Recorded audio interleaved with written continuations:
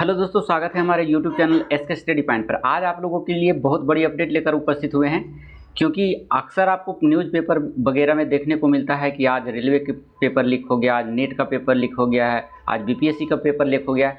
ये सारी घटनाएं देखने को मिलती है, लेकिन इसी पर नकल कसने के लिए सरकार ने एक नया कानून पारित किया है और उसके फलस्वरूप है जो 10 साल की सज़ा और 1 करोड़ रुपया का जुर्माना का प्रावधान किया गया है। चलिए क्या है कानून, पूरे विस्तार से जानते हैं शॉर्टकट में।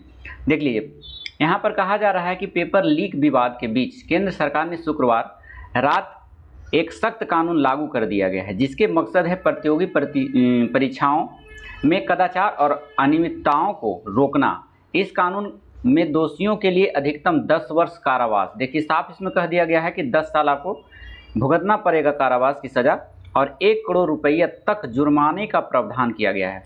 मतलब अगर आप इसमें संलिप्त पाए जाते हैं तो 10 साल के तो कारावास होगा ही, साथ साथ आपको 1 करोड़ रुपये का जुर्माना भी लग सकता है। राष्ट्रपति द्रौपदी मुर्मू के द्वारा सार्वजनिक परीक्षा अनुचित साधनों की रोकथाम अधिनियम 2024, देखिए यही कानून है लाया गया है।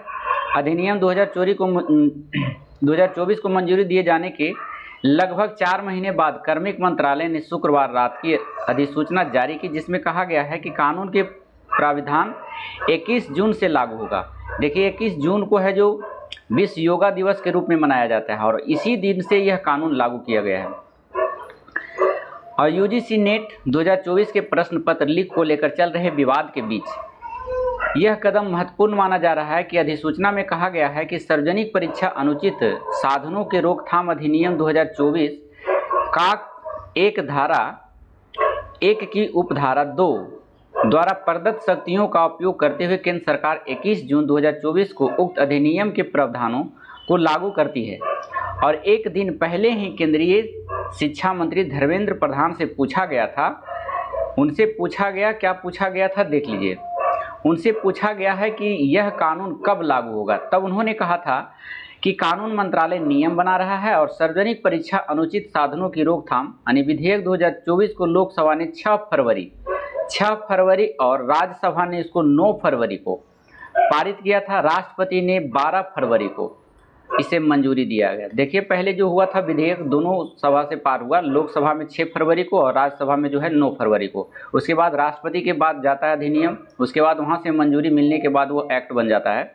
तो इस अधिनियम का उद्देश्य यूपीएससी, देखिए कौन कौन परीक्षा के लिए है, जितनी भी परीक्षा बड़े बड़े एग्जाम होते हैं, चाहे वो यूपीएससी की परीक्षा हो, एसएससी की परीक्षा हो, रेलवे की हो, बैंकिंग की हो, इत्यादि परीक्षाओं की भर्ती और नेशनल टेस्टिंग एजेंसी एनटीए, ये सभी जितनी भी परीक्षाएं हैं आदि के द्वारा आयोजित सार्वजनिक परीक्षाओं में भी अनुचित साधनों का प्रयोग रोकना है, जिसमें से धोखाधड़ी करने वालों के लिए न्यूनतम 3 से 5 वर्ष के कारावास का प्रावधान है।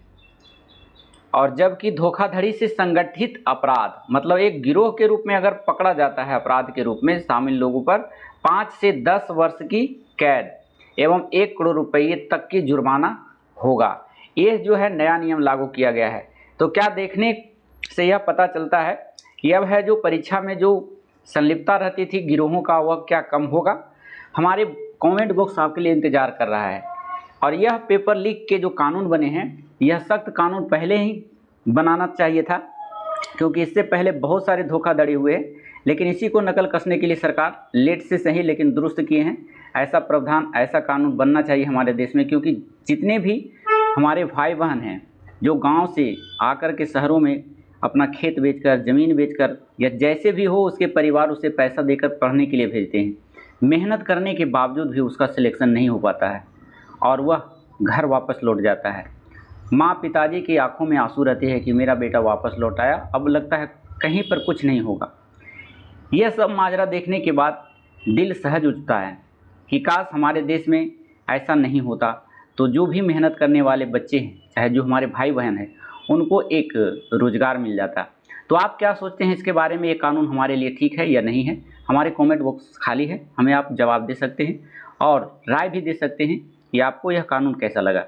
तो फिर मिलते हैं ऐसी सूचनाओं के साथ अगले वीडियो में। लेकिन उससे पहले आपसे निवेदन है कि अगर हमारे चैनल पे आप नए हैं तो कृपया करके चैनल को सब्सक्राइब करने का प्रयास करें, क्योंकि जितने भी इन्फॉर्मेशन होते हैं सरकार के रिगार्डिंग या फिर जॉब्स के रिगार्डिंग तो हम इस चैनल पे आपको प्रोवाइड करते रहते हैं। साथ साथ इसमें तैयारी भी करवाते हैं इस चैनल पे, जैसे मैथ हो गया, जीके जीएस हो गया। अगर स्टेट लेवल का आप तैयारी करते हैं, Bihar police, Bihar SSC, Bihar teacher, तो यहाँ से फ्री ऑफ कॉस्ट यहाँ से भी आपको तैयारी करवाई जाती है।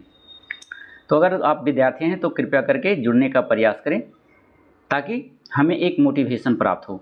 तो फिर मिलते हैं अगले सूचनाओं के साथ अगले वीडियो में। जब तक के लिए धन्यवाद। Thank you so much. Thank you for watching.